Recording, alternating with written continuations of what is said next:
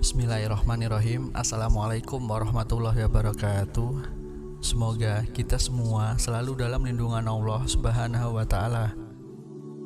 Dua dongeng kisah guru sekumpul dengan Rasulullah SAW yang dipercaya oleh orang-orang Aswaja dan tidak akan pernah dipercaya oleh orang-orang Salafi yang sudah mengenal dakwah sunnah.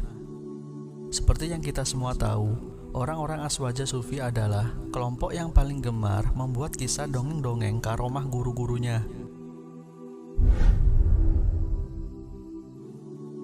Kisah yang pertama, Rasulullah SAW menyamar jadi guru sekumpul dan menggantikan guru sekumpul yang sedang sakit untuk mengisi pengajian. Kisahnya, suatu ketika guru sekumpul sakit parah sehingga tidak bisa mengisi pengajian yang biasa beliau lakukan rutin setelah sholat asar. Lalu murid-muridnya pun sedih karena sang guru sedang sakit dan tidak bisa mengajar. Tapi tiba-tiba saat itu guru sekumpul datang untuk memimpin sholat asar dan lalu mengisi kajian. Murid-muridnya pun senang sekaligus heran. Namun setelah kajian usai, murid-muridnya terkejut ada seorang habaib dari Hadramaut memberitahu bahwa yang mengisi kajian tersebut bukanlah guru sekumpul, tapi Rasulullah SAW yang menyamar menjadi guru sekumpul. Subhanallah. Kisah yang kedua, guru sekumpul mempertemukan seorang habaib dengan Rasulullah SAW.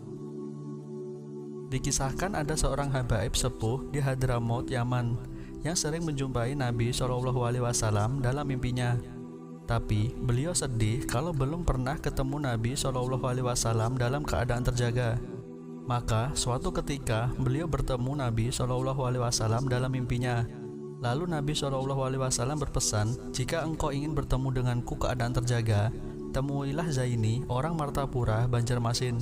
Seketika itu datanglah beliau mencari Zaini yang tidak lain adalah guru sekumpul. Ketika bertemu guru Zaini, maka beliau menceritakan apa yang dialami dalam mimpinya. Lalu guru sekumpul memberi beliau amalan supaya bisa bertemu dengan Nabi SAW.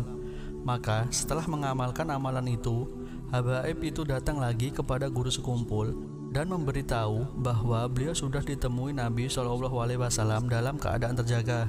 Maka guru sekumpul menjawab bahwa sebelum menemui beliau, Nabi Muhammad SAW menemui guru sekumpul terlebih dahulu. Subhanallah. Dari dua kisah di atas, silahkan teman-teman nilai sendiri, benar atau hanya dongeng yang dibuat oleh orang-orang yang tidak bertanggung jawab. Sebelumnya saya informasikan, saya tidak menghina guru sekumpulnya. Saya hanya meragukan dan mengkritik kisah-kisahnya, karena bisa saja kisah ini dibuat oleh orang-orang yang tidak bertanggung jawab dan bukan dari guru sekumpul sendiri. Kisah ini pun masyhur di kalangan orang-orang Aswaja dan dipercaya oleh mereka. Dan kisah tersebut pun juga sudah banyak ditulis dalam artikel-artikel maupun di YouTube dan media sosial lainnya. Wallahu a'lam bishawab. Wassalamualaikum warahmatullahi wabarakatuh.